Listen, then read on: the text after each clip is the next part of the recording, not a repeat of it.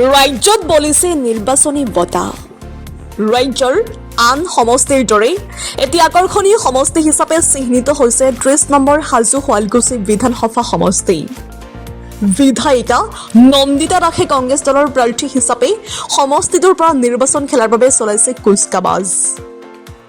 হাজো শুৱালকুছি সমষ্টিৰ শুৱালকুছি ব্লক মহিলা কমিটিৰ কাৰ্যনিৰ্বাহক সভাত অংশগ্ৰহণ বিধায়িকা নন্দিতা দাসৰ।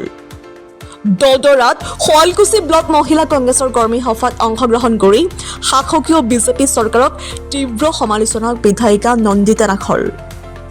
হাজো শুৱালকুছিৰ পৰা আদিল আহমেদৰ ৰিপৰ্ট, ডিজিটেল আছাম লাইভ।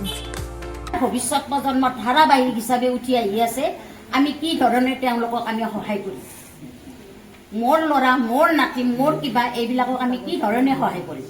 গতিকে মই আপোনালোকক ক'ব বিচাৰিছোঁ, আমি পাবলগীয়া বহুত আছে। মুখেৰে যিমান কৈছে সিমান দিয়া নাই।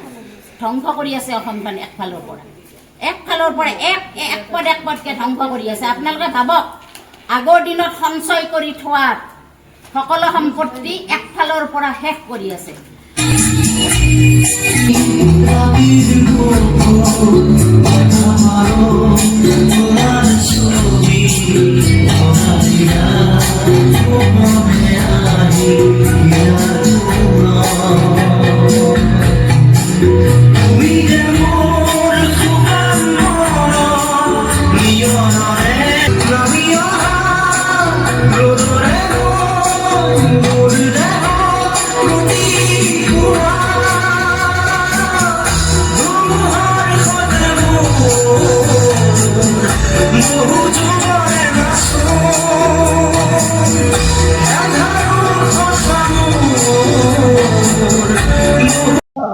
আজি হাজো শুৱালকুছি ব্লক মহিলা কংগ্ৰেছে এখন তেওঁলোকৰ কাৰ্যনিৰ্বাহক সভা অনুষ্ঠিত কৰিছিলে আৰু সভাত মোক নিমন্ত্ৰণ কৰিছিলে। সেই আহিলোঁ সভাখনলৈ।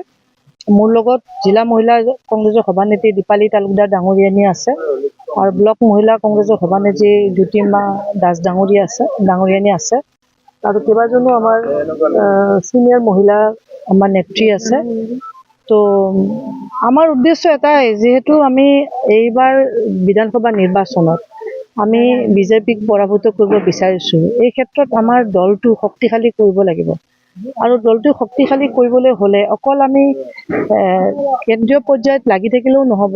আমি বুথ পৰ্যায়ত আমি ৰাইজক ওলাই আনিব লাগিব, ৰাইজক আমাৰ উদ্দেশ্যত আমি বুজাব লাগিব আৰু কি কাৰণত বিজেপিক ভোট দিব নালাগে সেই কথাবিলাক আমি ৰাইজক বুজাব লাগিব। সেইকাৰণে আমি বুথ কমিটি, আমাৰ মণ্ডল কমিটি, আমাৰ BLA সকলক আমি প্ৰশিক্ষণ দিয়াৰ ব্যৱস্থাও গ্ৰহণ কৰিছোঁ, যাতে BLA সকলে গৈ বুথে বুথে অলপ ৰাইজক সচেতন কৰি দিয়ে। কাৰণ আপোনালোকে ইতিমধ্যে গম পাইছে যে বিজেপি চৰকাৰখনে নিৰ্বাচন জিকিবৰ কাৰণে বহুত তেওঁলোকে কৌশল লয়। কিছুমান এনেকুৱা বেয়া পদ্ধতি লয় যিবোৰ সম্পূৰ্ণ অগণতান্ত্ৰিক। আপোনালোকে দেখিছে বিহাৰৰ ক্ষেত্ৰত দেখিছে, আপোনালোকে উত্তৰ প্ৰদেশক দেখিছে, মহাৰাষ্ট্ৰত দেখিছে যে ভোট চুৰি। তেওঁলোকে ভোট চুৰ কৰে, যে প্ৰকৃত ভোটাধিকাৰ বাদ দিও তেওঁলোকে অতিৰিক্তভাৱে বিভিন্ন ৰাজ্যৰ পৰা মানুহ আনি ইয়াতে ভোট দিয়াৰ ব্যৱস্থা কৰে, যাৰ ফলত আমাৰ অসমৰ মানুহে যদি কাৰোবাক যিটো মেণ্ডেট তেওঁলোকে দিব বিচাৰে সেইটো নহয়, বেলেগ এটা হৈ যাব পাৰে। সেইকাৰণে আমি ৰাইজক এই ক্ষেত্ৰত সচেতন কৰিব লাগিব। আমি BLA সকলক আমি কৈছোঁ যাতে বুথে বুথে গৈ BLA সকলৰ লগত থাকি তেওঁলোকে যাতে অতিৰিক্তভাৱে ইলিগেলি কিছুমান বাহিৰৰ মানুহক যাতে ইয়াতে ভোটৰ লিষ্টত সোমাব নোৱাৰে, সেই ক্ষেত্ৰত আমি যথেষ্টখিনি সচেতন আৰু ট্ৰেইনিঙৰ ব্যৱস্থা কৰিছোঁ। আৰু আপোনালোকে জানে যে মহিলা কংগ্ৰেছ আমাৰ দলৰ এটা শক্তিশালী সংগঠন আৰু মই নিজেও মহিলা কংগ্ৰেছৰ এটা সময়ত অসম প্ৰদেশ মহিলা কংগ্ৰেছৰ সভানেত্ৰী আছিলোঁ আৰু গোটেই অসমত মই মহিলা কংগ্ৰেছ শক্তিশালী কৰাৰ কাৰণে কাম কৰিছোঁ আৰু আজিৰ তাৰিখতো মহিলা কংগ্ৰেছ শক্তিশালী পৰ্যায়ত আছে।